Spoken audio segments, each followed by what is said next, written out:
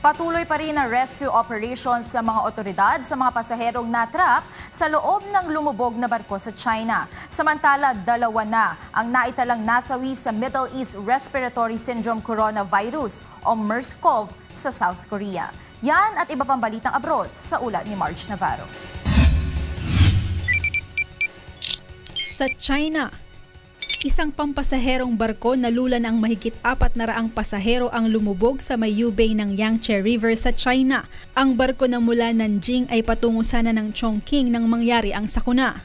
Ayon sa Xinhua News Agency, 20 na ang nailigtas kabilang na ang kapitan at chief engineer ng barko. Batay sa pahayag ng dalawa, lumubog ang barko matapos itong abutan ng bagyo sa dagat.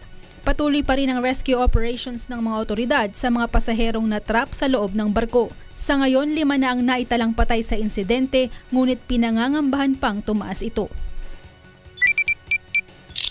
Sa South Korea, nagsagawa ng emergency meeting ang South Korea ngayong araw upang talakayin ang gagawing countermeasures laban sa Middle East Respiratory Syndrome Coronavirus o MERS-CoV.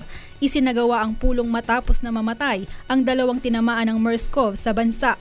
Ayon sa Health Ministry, ang unang casualty ay isang 58 taong gulang na babae dahil sa acute respiratory failure at ang isa naman ay isang 71 taong gulang na lalaki na nasa respiratory support na.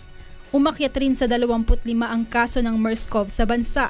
Pinag-aaralan na ng South Korean authorities na i-ban ang overseas travel sa may 700 individual na pinaniniwala ang infected ng MERS-CoV. Samantala, lumalala na ang kalagayan ng isang pasyente sa Wizhou Central People's Hospital sa China.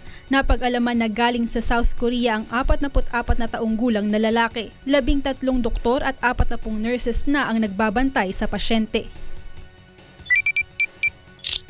At sa Malaysia, magtatanggal ng 6,000 empleyado ang Malaysian Airlines bunsod ng kinakaharap nitong financial crisis. Ayon kay Malaysia Airlines CEO Christoph Mueller, malaki ang naging epekto ng mga nakaraang trahedya sa kredibilidad ng airline company. Kinakailangan pa na babaan ng kumpanya ang presyo ng kanilang tickets upang makipagsabayan sa mga low-cost carriers. Bunsod nito, isang panibagong kumpanya ang nakatakdang buuin ng organisasyon.